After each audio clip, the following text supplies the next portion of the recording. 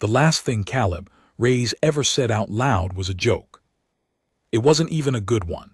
Something about the Chow Hall eggs tasting like a tire fire, and Specialist Donovan had laughed so hard he'd spilled his coffee, and the room had been warm and loud in the way rooms only get when everyone in them trusts each other completely. That was 18 months ago, 3 seconds before the IED under the Kandahar Road sent a pressure wave through the Humvee that ruptured both of Caleb's vocal cords and left him lying in the dirt, mouth working like a man drowning in open air, nothing coming out. He remembered thinking, so that's how it goes. He didn't waste time being angry about it. Anger burns calories, and Caleb had always been efficient. He learned ASL in 4 months, faster than the VA therapist had ever seen. He learned to text faster than anyone in his unit. He got a small device, a slim black rectangle that converted typed words to synthesized speech, and he kept it in his breast pocket where a man might keep a photograph of someone he loved. On the bad nights, he'd press his thumb to it the way another man might press a cross. The brass had tried to medically discharge him. He'd filed 4 separate appeals, each one more detailed than the last, the final one including a 20-page tactical analysis of every mission he could have completed without speaking. The reviewing general had actually called him into her office and stared at him across the desk for a long moment before saying, "Rays, you are either the most stubborn man I have ever met, or you genuinely don't know when you're beaten." He'd typed both, ma'am. She'd signed his reinstatement that afternoon.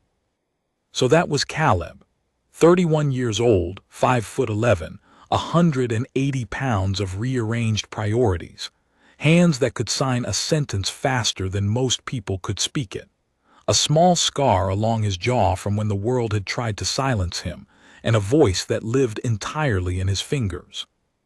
He kept a notebook in his left cargo pocket for situations where his device wasn't appropriate. Interviews, negotiations, meetings where a synthesized robotic voice would have been its own kind of disruption. And his handwriting was terrible because he'd spent 18 months routing everything through his hands, and the pencil had suffered for it. His team had adapted. Good teams always did. Santos had learned enough ASL to conduct a full tactical briefing in under 6 minutes. Okafor had learned the military hand signals first and then expanded from there, because Okafor was the kind of person who optimized everything, including his secondary languages. They developed their own compression, a hybrid system, half standard ASL, half the shorthand you only develop with people you've been in hard places with. And it was faster than talking, most of the time, and it was definitely quieter, which was why Caleb found it genuinely funny that the thing he'd thought of as his limitation turned out in the end to be the only thing that mattered. He was doing pull-ups in the base gym at 5:30 when Master Chief Denton came in and told him to pack his kit.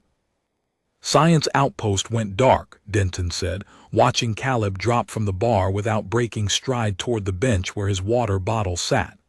"Station Keller, Canadian Arctic, civilian research team, 6 personnel studying atmospheric anomalies. 48 hours ago they stopped transmitting." Caleb picked up his device, typed, "Who else is on the team?" "Santos Okafor Park." Caleb's hands stilled for just a moment. Then he typed, "Dr. Park." "Affirmative." He typed, "She's a linguist, not a medic." "She's both, cross-trained, and she speaks 3 languages including one that isn't widely known, which is apparently relevant to whatever's happening up there." Denton looked uncomfortable in a way that Denton almost never looked. He had the face of a man who had been briefed on something he wished he hadn't been. "There's a secondary briefing. Above your clearance level, technically, except someone above my clearance level has decided you specifically need to be on this team." Caleb looked at him. "I know," Denton said. "I don't like it either. Get your kit." The secondary briefing was given by a woman named Chen, who had the tight, careful face of someone who had been sitting on a secret for so long it had started to press against the inside of her skull. She was with a division that Caleb's paperwork listed as Atmospheric Research Coordination, which was the kind of name that meant something entirely different from what it said.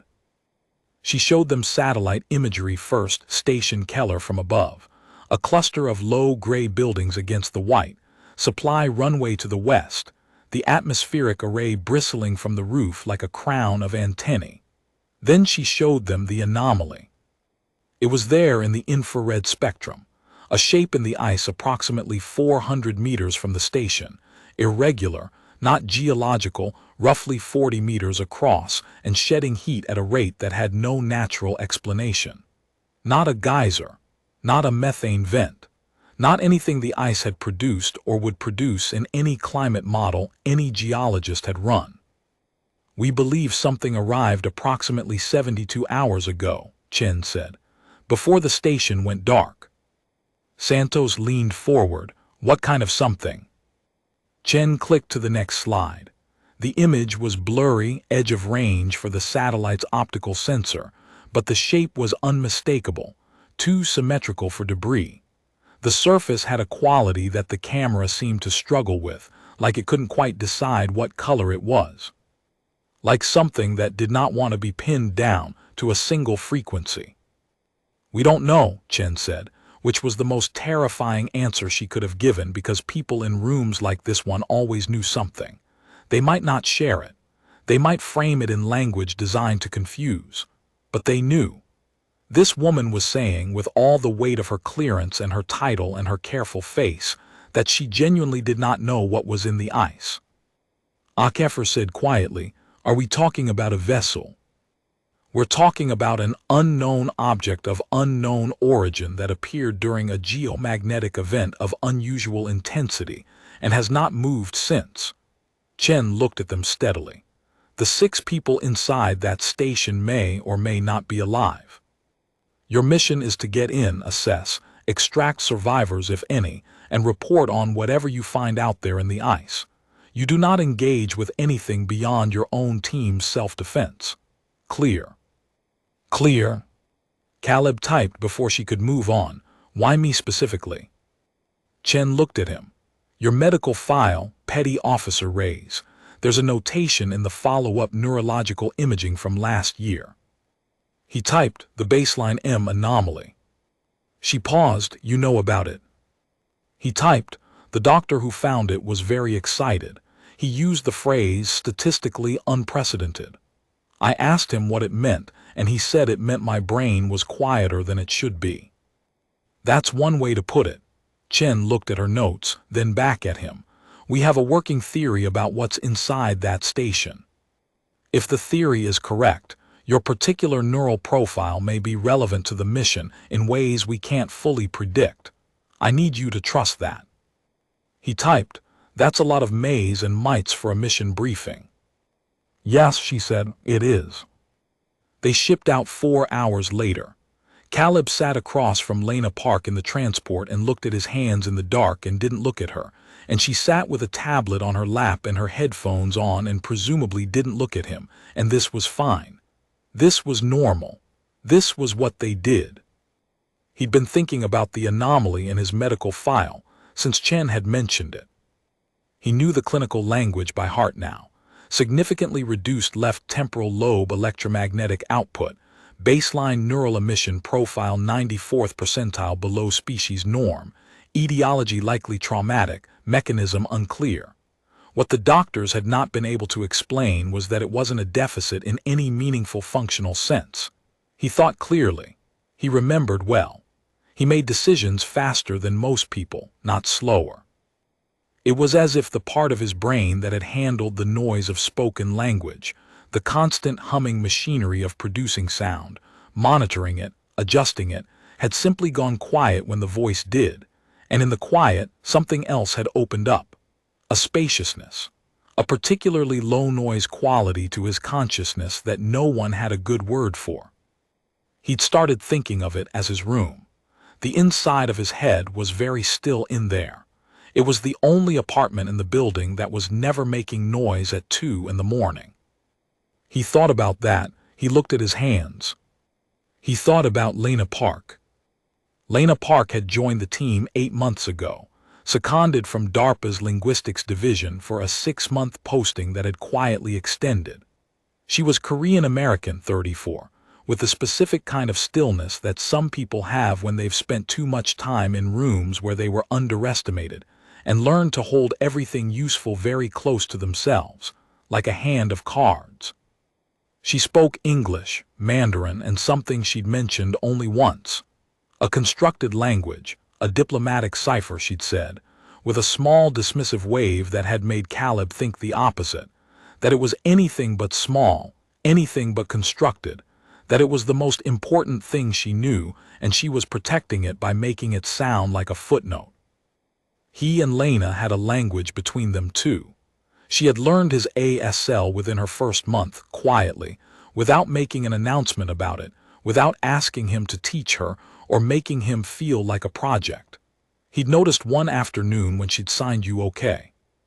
Across a crowded conference room where the noise level made speech impractical, and he'd been so surprised he'd simply stared at her until she'd raised an eyebrow and signed it again, slower, like he was the one who didn't know the language.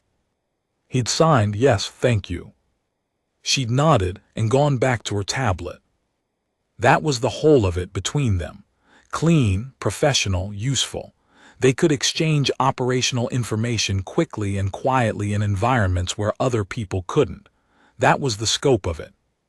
The fact that his hands did something strange in his chest when she was near, a specific awareness, like tuning to a frequency you hadn't known existed, was his problem alone, filed under operational irrelevancies alongside the old knee injury and the dreams where the Kandahar road unfolded forever in front of him, and he was always almost at the end of it. He was good at filing things. The Arctic wind hit them at the landing zone like something personal. Caleb had been cold before, cold in mountains, cold in water, cold in the particular intimate way of a sleeping bag that had gotten wet in November, but this was different. This was the cold at the edge of the world, where the atmosphere thinned and the sky went a color that had no name in any language he knew. A bruised purple-black at the horizon, with the aurora beginning to wake at the edges in long green curtains that moved the way water moves, continuous and without beginning. The station was 2 clicks east. They walked it in silence, which was easy for Caleb and discipline for the rest of them. Santos started to say something twice and stopped himself both times, which meant he was nervous, because Santos was usually immune to silence. Okafor walked point with his rifle up and his eyes moving in the slow professional arc of someone who has done this long enough that threat assessment is a kind of breathing. Lena walked beside Caleb and said nothing, and he said nothing, which was what he always did, and which was fine, and which was enough. The main door was unlocked. That was the first wrong thing. Not broken in, not forced, just unlocked, like someone had stepped out for a moment and would be right back. Caleb went through first by habit, rifle up, sweeping the entry corridor, and the corridor was fine. Generic gray walls, coat hooks, a handwritten lunch schedule on a whiteboard beside a corkboard covered in weather charts and the kind of cheerful institutional ephemera that research stations accumulate. A printout of a cat looking skeptical. A birthday card with too many signatures. A photograph of the team at what looked like the aurora with their arms around each other. Everyone squinting into the wind, everyone grinning.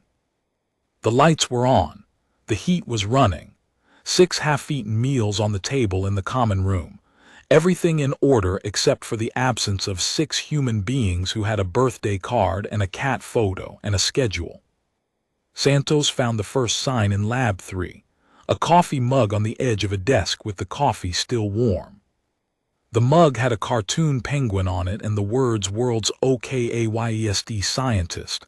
He picked it up, looked at it, set it down carefully like putting something fragile back on a shelf. Caleb watched him do it. He understood the gesture. He moved on.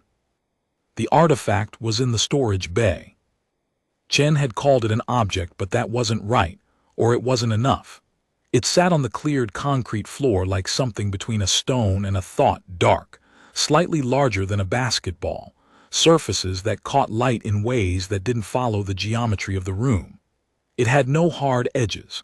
Every angle you tried to look at directly seemed to soften before you could pin it down, as if the light itself couldn't quite commit to describing it. Around it, in a rough ring, were the artifacts of sustained attention: recording equipment, a spectrum analyzer, a notebook open to a page of frantic handwriting that had gotten smaller and smaller as it went down the page until the last lines were almost microscopic. Someone had been in here for a long time trying to understand this thing, and had started losing the ability to think at a normal scale. Lena walked up to it and crouched down, 3 feet away, hands on her knees, and looked at it with an expression Caleb hadn't seen on her face before. Not the professional evaluation she applied to everything. Something more direct. Something that was almost recognition. He tapped her shoulder. She looked up at him. He signed, "You feel that?"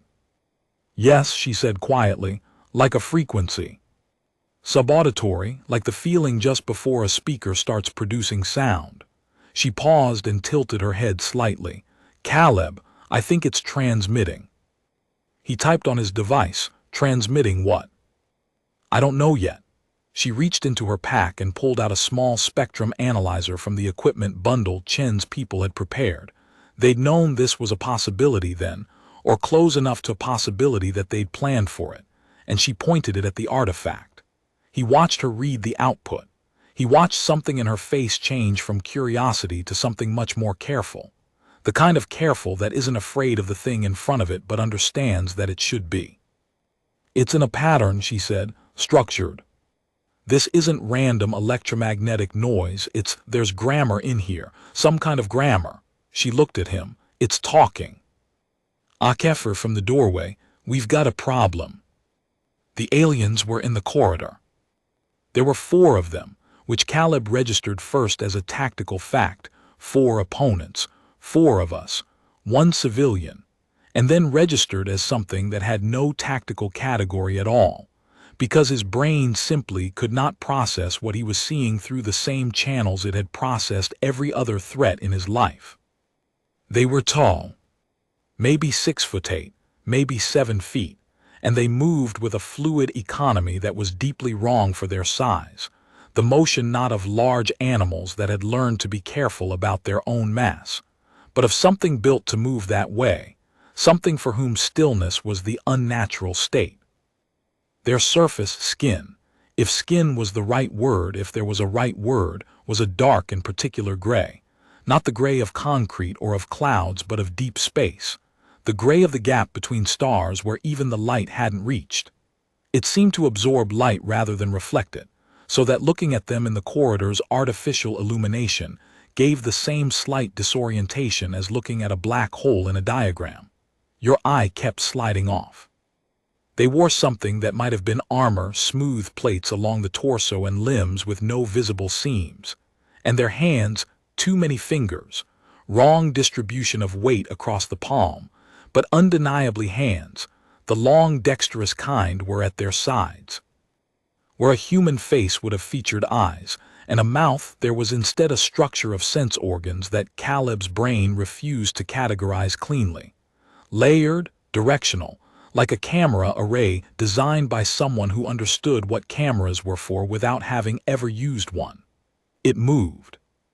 The layers shifted in slow, independent rotations, orienting toward things, sampling the environment with a thoroughness that made the hairs on the back of Caleb's neck rise in the specific way they only rose when he was being watched by something very good at watching.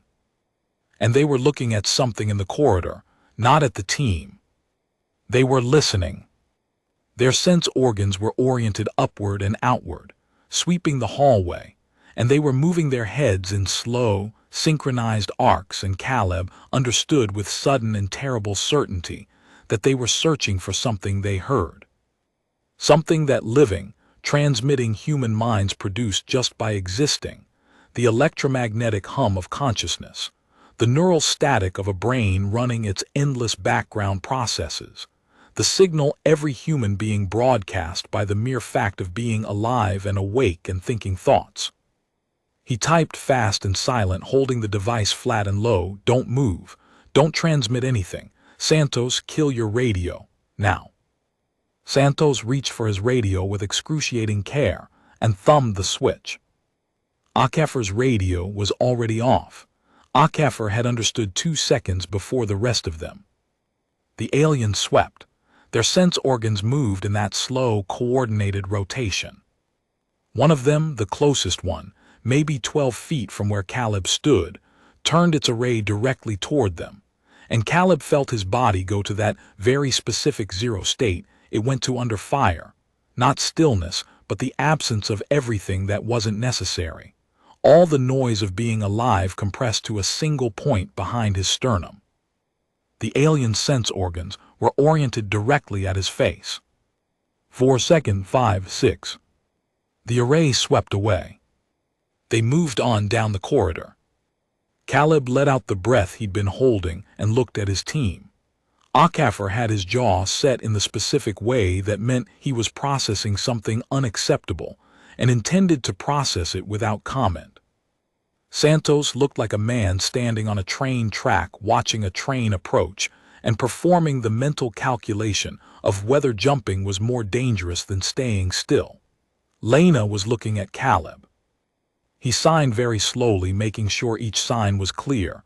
They hunt by signal, electromagnetic frequency, neural emissions. They can hear us thinking. HFY mouthed, that's not possible. Caleb signed, they just looked at us and didn't see us. That's why. Santos, careful not to speak, mimed pointing at himself and then at his head and made a questioning gesture. Caleb signed, your brains are loud. Mine isn't. He touched the scar on his jaw since the injury. There was a pause while this processed. Then Santos signed, clumsily. His ASL was operational rather than fluent, so we're invisible. Caleb signed, I am. You three need to get low, get quiet, get out.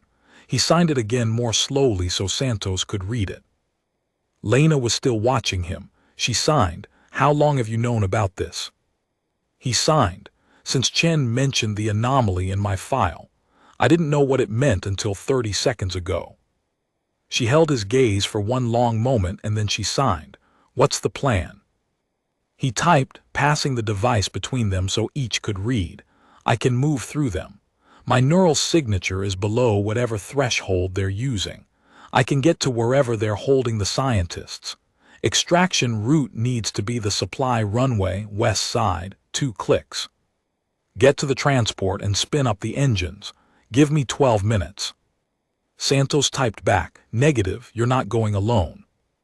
Caleb typed, you can't come with me. They'll hear you. He paused, then typed, someone has to get the others to the transport in case, and then he stopped and thought about what he was going to type and typed instead, I will come back.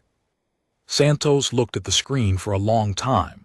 Then he looked at Caleb's face. He had the expression of a man doing very difficult arithmetic, the kind that didn't resolve cleanly. HFY typed carefully. What is your self-defense plan if they have secondary detection methods we don't know about? Caleb typed, improvise. HFY's jaw tightened further. He signed, that's not a plan. Caleb signed, it's the only plan available. Then he signed, trust me. He'd signed that phrase before in worse places to the same people. It had always worked out. He was aware, on some level, that the reason it had always worked out was partly skill, and partly the specific favor the universe extends to people who refuse to consider the alternative. He chose not to examine this too carefully. He moved. The station had 4 corridors arranged in a rough square around the central lab block. The aliens had split into 2 pairs, standard patrol formation, which meant they'd been watching military movements long enough to have adapted the doctrine, or they'd arrived at it independently, which was worse. Caleb tracked them in his peripheral vision, using the reflections in the darkened lab windows, the way you track a star by looking slightly to the side of it, and he moved on a bearing west-northwest toward what the floor plan labeled cold storage, secondary. The largest enclosed space. the most logical place to put people you'd collected.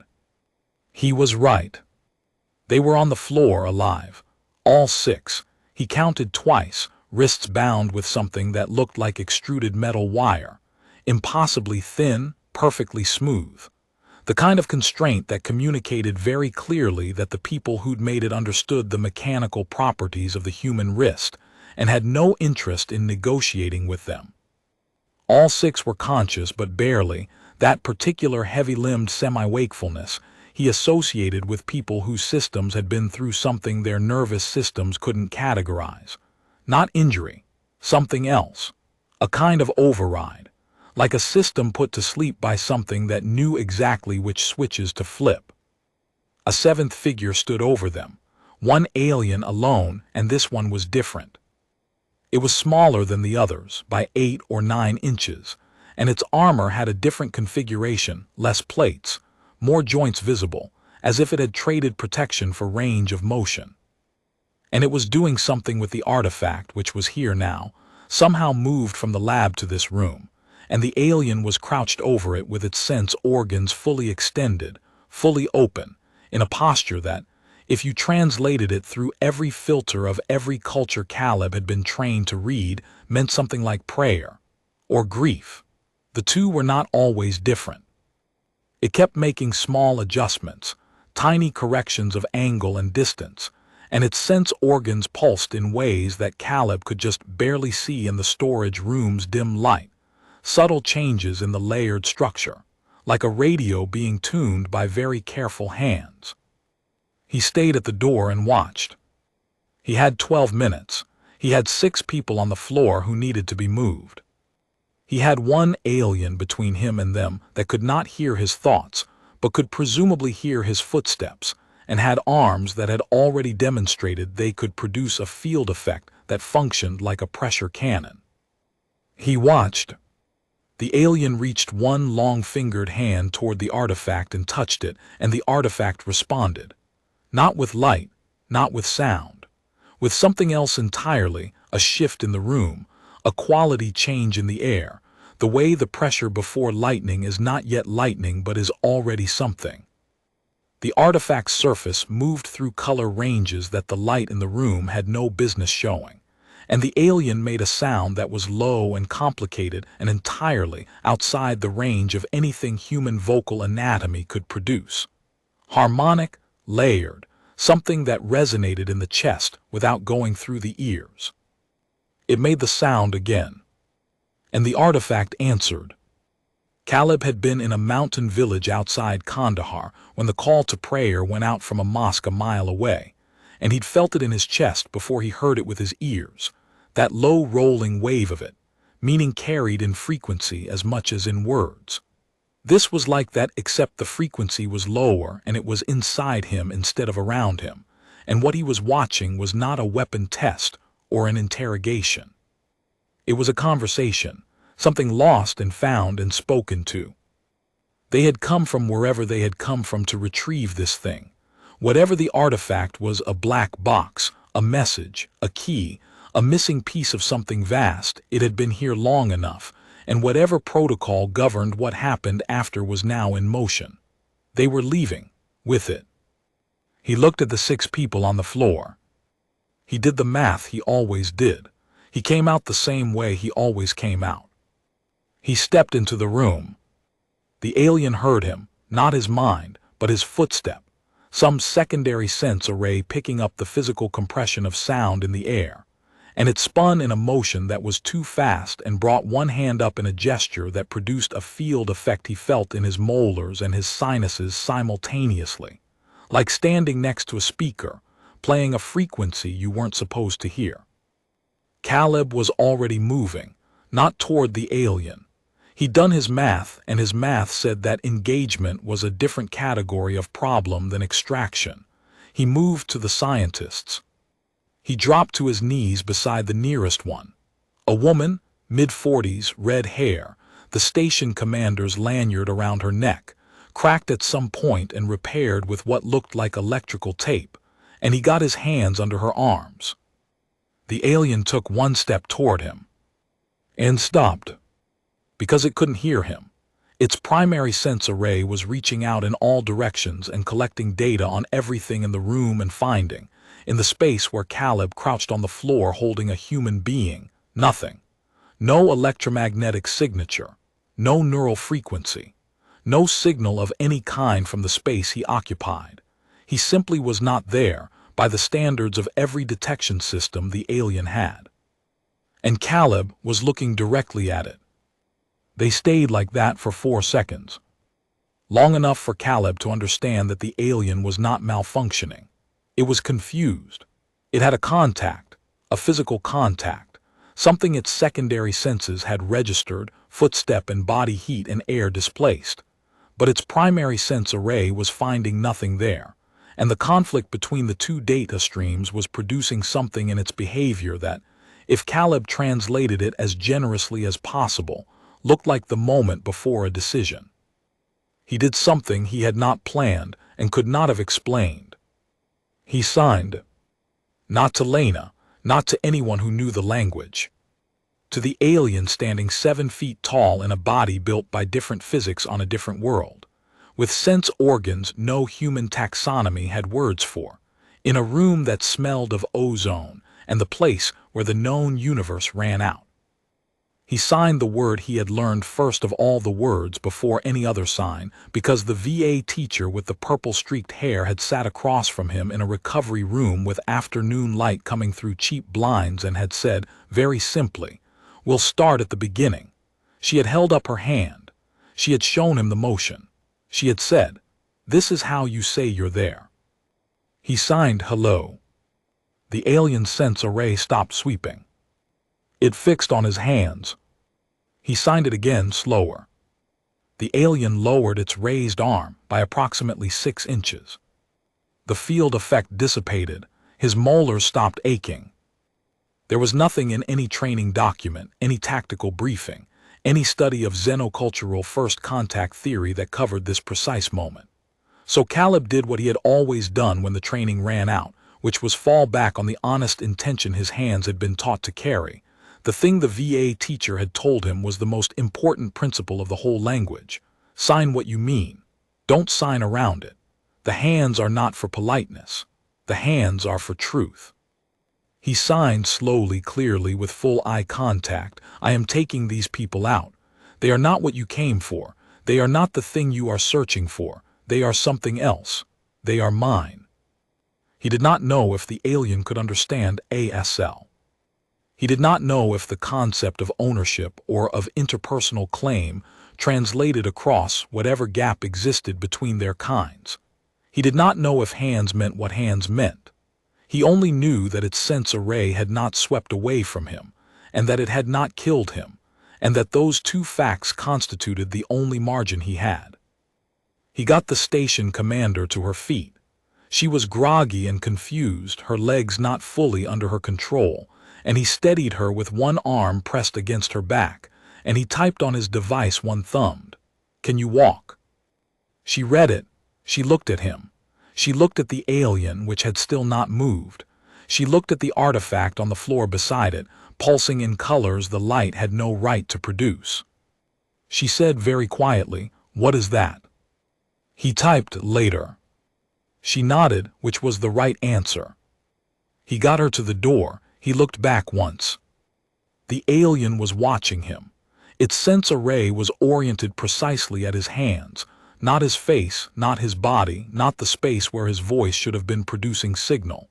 His hands. He had the thought, very fast and very clear in the quiet room of his head. It recognizes what hands are for. He signed on the threshold, "Goodbye." He went through the door with her. The next 11 minutes were the longest of his life, which was saying something given a career that included 3 combat deployments and a year of physical therapy learning to swallow without aspirating liquid, while a very patient occupational therapist pretended not to notice that he cried exactly once, in the 6th week, when he finally managed to eat a whole bowl of soup without help. He got the station commander down the first corridor before she found her legs and started moving under her own power. He sent her toward the emergency exit with a sign he hoped translated clearly as "Go, go now, "Don't stop," and went back for the others. 2 trips. He got 2 per trip, 1 on each side, bodies still sluggish and uncoordinated, navigating by the muscle memory of a floor plan he had looked at for 4 minutes and chosen to keep permanently.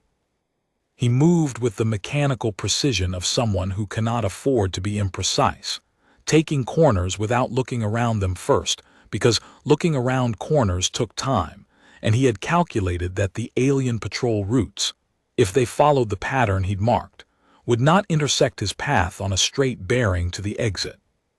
He was right about the patrol routes. He was not right about everything. On the second trip, moving with 2 scientists through the main corridor junction, he encountered one of the patrol pairs at close range, 15 feet, then 10. The corridor was lit, and there was nowhere to press back into and no door to duck through for another 30 meters. He kept moving. The aliens swept. Their sense arrays covered the corridor in overlapping arcs, comprehensive and practiced. They swept through the space where Caleb and 2 barely ambulatory scientists moved and found nothing, or found him, and found nothing where his signal should have been. And the secondary data of displaced air and body heat was not enough to resolve the conflict. And they moved past, and Caleb kept walking and did not breathe, and came out the other side of the junction still holding 2 people up by their elbows. The scientists were too groggy to be afraid yet. That was a mercy. He got them to the exit. Lena was there with Akafor and Santos, and she had a hand out for each scientist as they came through the door, steadying them, orienting them, getting them moving toward the runway with the calm efficiency of someone who had decided that whatever she was feeling right now would keep until later, which was the only functional approach to a situation like this, and also the thing he admired most about her, had admired for 8 months. The specific competence of a person who knows exactly where to put things so they don't fall. She signed at him over the scientists' heads, all. He signed all 6. Her face did the thing it almost never did. The release, brief and pure there and gone, leaving the professional face behind it and something warmer underneath. Then she had her operational expression back, and she was moving the scientists toward the runway, and he was moving with her, and that was enough. They ran. The Arctic dark was complete now, the aurora alive overhead in full display, curtains of green and violet that moved in the specific unhurried way of vast electromagnetic fields, doing what vast electromagnetic fields do regardless of what is happening beneath them. The runway lights were a pale line in the white. The transport sat there with its rotors beginning to turn. Santos had called it in on the move, a brief coded exchange that he'd kept under 10 seconds, gambling that 10 seconds of transmission wouldn't be enough to fix their position. The gambling had paid out. Caleb counted heads on the run and came out at 10, which was right, which was everyone, and they were 20 meters from the transport when the ground shook. Not an explosion, a departure. The alien vessel rose from the ice a quarter-mile away. It was the shape from the satellite image, but the satellite image had not conveyed the scale of it. It was both smaller than anticipated and larger than any human vehicle that moved this way, straight up with no engine noise Caleb could identify, shedding snow and ice and darkness in sheets, the hull pulsing in the same colors the artifact had shown, the biological light quality of it pressing against the dark in ways the eye couldn't resolve into solid shape. It moved straight up and then sideways in a manner that suggested it had opinions about which laws of physics applied to it, and then it accelerated in a direction that his brain filed under up, but that was more accurate to describe as away from everything, and then it was gone. The sky where it had been was empty. The aurora continued its slow curtaining. The snow settled. They stood in it, all 10 of them, scientists and soldiers and 1 linguist, and no one said anything for several seconds, which was appropriate. Station Commander Dr. Yeva Marchetti put her hands on her knees and breathed. Then she stood up. She had the face of a woman who had been through something and was currently conducting an assessment of whether she was through it yet. "What," she said carefully, "did you do?" Caleb typed, "I said hello." She stared at the device, and they left.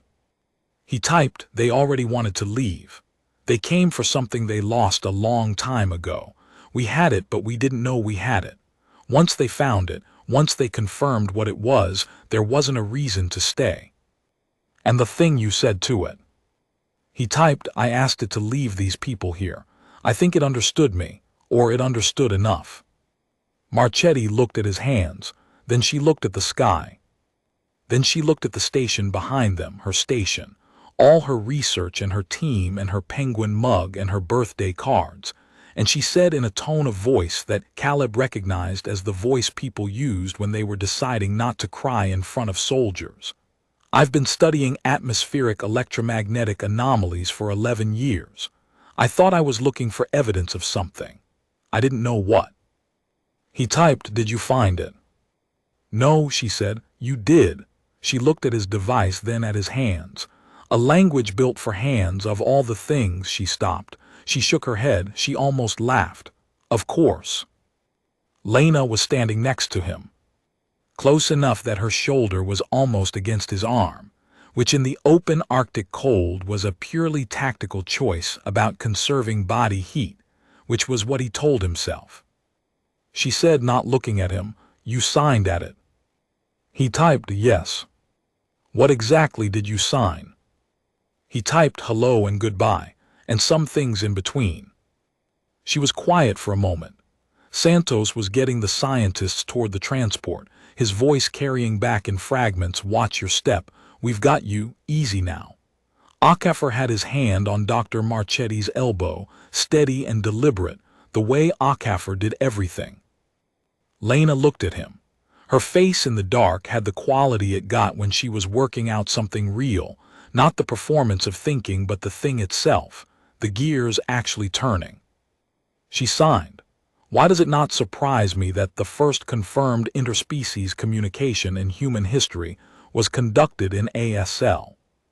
He felt the corner of his mouth move. He signed. Someone had to go first. She held his gaze. She said out loud, which she almost never did when they were signing, "You could have been killed." He signed, "Yes." She signed, "That is not what I meant, and you know it." He looked at her hands. He thought about the 8 months of careful professional distance, the precise register they'd maintained, the handoffs and briefings and transport rides in the dark, and the times he'd looked across a room and found her already looking and looked away before it could mean anything. He thought about her learning his language quietly, without announcement, because she'd wanted to be able to speak to him, and had simply done the work without making him aware he was the reason. He typed very deliberately, "I know what you meant." She waited. He signed, "I'm putting in for a transfer, Research and Translation Division. They've been asking for 2 years. Something moved across her face. She signed, "What?" He signed, careful with each word, "I'm leaving the field team. Not because of tonight, I've been thinking about it for a while." He gestured to his hands, "I'm better at this than at that." He gestured to the station, the ice, the sky where the vessel had been. She said quietly, "You just made first contact with an alien species." He typed, "First contact required 1 word. I know 11,000. She looked at him for a long moment, the kind of looking that had its own language, that didn't require hands. She signed, "Will you be in DC?" He signed, "Yes." She signed, "I'm being reassigned to the Translation Division, in DC, next month." He signed, "I know." She frowned. She signed, "How do you know?" He typed, "I put in for the same posting 3 weeks ago, after I saw your assignment in the briefing packet." Her frown deepened. She said his name, out loud, with a specific inflection that was either exasperation or something that sounded exactly like it. He typed quickly, "I wasn't going to mention it. I was going to wait and see if he stopped." He started over, "I didn't want to make things complicated." She signed, "You absolute disaster of a person." He stopped typing. She was looking at him with an expression he had never seen her wear before, or had seen once, briefly, in a conference room where she'd cracked something she'd been working on for 6 weeks and hadn't known he was watching. Real. Warm. Exasperated in the way you are exasperated by something you are also, underneath the exasperation, profoundly glad about. She signed. I transferred to the translation division 6 months ago when I heard you might take the posting. He looked at her hands. She signed. You think I learned ASL in a month because it was professionally useful? He had no response. His hands, which had been fluent for 18 months and had never failed him in a room with an alien in it, were completely still. She looked at them, she looked at him. She signed slowly in the ASL she had taught herself quietly and specifically, and for reasons that had nothing to do with her job. Hello, Caleb. He had signed hello to a being from another world, standing in a storage room that smelled of ozone and the edge of everything, with no training for the moment and no script and no guarantee, and it had worked. It had been enough. It had been, in the end, the only thing that mattered, the reaching, the visibility, the willingness to make a gesture at something you didn't fully understand and trust that communication was possible even when nothing else was. He signed hello back to her the way he signed everything, with his whole hands, meaning every word. The transport was warm. The scientists were wrapped in thermal blankets and Santos had found coffee somewhere, because field operatives always found coffee. It was one of the reliable constants of the universe, alongside inertia and the tendency of plans to fail in ways that weren't listed in the contingency document. Akafor had his eyes closed and his head back, and was either asleep or meditating with the specific intensity of a man processing something that would take a few days to fully arrive. Dr. Marchetti was looking at her hands, turning them over in her lap, studying them with the attention of someone encountering something familiar in a new light. Caleb sat with his shoulder against Lena's shoulder and looked out the window at the Arctic dark and thought about the alien in the storage room with its hands on the artifact, making that layered, complicated sound. He thought about the first time he'd signed anything, the VA room with the afternoon light, his hands shaking, the teacher showing him the motion again and again without impatience, saying each time, "It'll come. Hands know how. You just have to teach them you're listening." He thought about learning a whole language in 4 months because he'd had to, and discovering in the process that he was, if anything, more himself in it than he had been in the language he'd lost. That loss could be a door. That silence had its own grammar. That the things you couldn't say out loud accumulated in your hands, until they were louder than everything you'd ever spoken. He thought about the alien sense array fixing on his hands and not moving away. Maybe it had recognized something. Maybe across the physics of whatever universe those travelers came from, hands were what hands were everywhere. The thing you reached with, the thing you built with, the thing you extended when you meant to say, "I am here, and I am not threatening you, and I see you in return." Maybe hands were the one constant. Maybe the universe, in all its inhospitable vastness, had arrived independently at the conclusion that reaching was how you began. Or maybe the alien had simply seen something it didn't expect and stopped long enough to look. That was also a theory. Caleb was comfortable with both theories existing simultaneously. The quiet room of his head had space for ambiguity. It was one of the things it was good for. Lena's hand was next to his on the bench between them, not quite touching. Then touching. He looked at it. He looked at her. She was looking out the window at the passing dark, and her face was the calm face, the close-held face, and her hand was warm and certain against his. He signed very small with the fingers of his free hand, not a full sign but a private one, compressed down to almost nothing. "Thank you for learning my language." She turned from the window, she read his hand, she looked at his face. She smiled, the one she kept close, the one he'd seen twice before and had not thought was directed at him. She signed just as small. "You made it easy to want to." Outside, the aurora was fully alive now. Sheets of green and violet across the black. The electromagnetic breath of the planet made visible. The same frequencies that had guided something across distances no human unit of measurement was designed to handle, all the way to this frozen edge of the world. And back. The same invisible language that had made a corridor of alien soldiers impossible to navigate and made one mute soldier the only human being on Earth invisible to them. He pressed his thumb to his device, not to type, just the habit, just the gesture. He would write his transfer request tonight in the transport, with the device on his knee and Lena's shoulder against his. He would write it carefully, which was how he wrote everything. He would note that the events of the last 12 hours had demonstrated, at minimum, that the intersection of non-standard human neurological profiles and potentially non-human communication frameworks warranted significant further study. He would note that he had 11,000 words in his hands and an apparently unique ability to be undetectable to at least one known category of extraterrestrial sensor. He would note that this seemed like it might be useful. The transport banked south and the aurora swelled, and Dr. Marchetti looked out her window and said something very quiet that might have been a prayer or might have been the beginning of a paper she would spend years writing.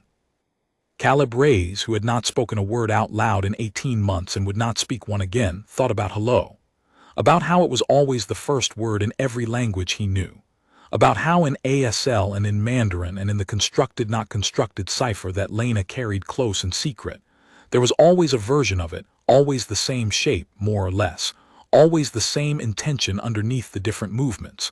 I see you. I am here. We can begin. Outside, the frozen world fell away beneath them. Somewhere in the deep above, something was traveling home with something it had thought was lost. And in the traveling it was perhaps learning that the world it had thought was empty had, in at least one small frozen corner of it, a being who could be still enough to stand in its presence and reach toward it with open hands. He held Lena's hand in the dark. He was not afraid of the silence.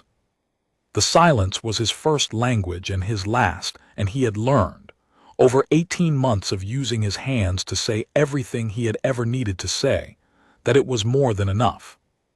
It was, in fact, exactly right.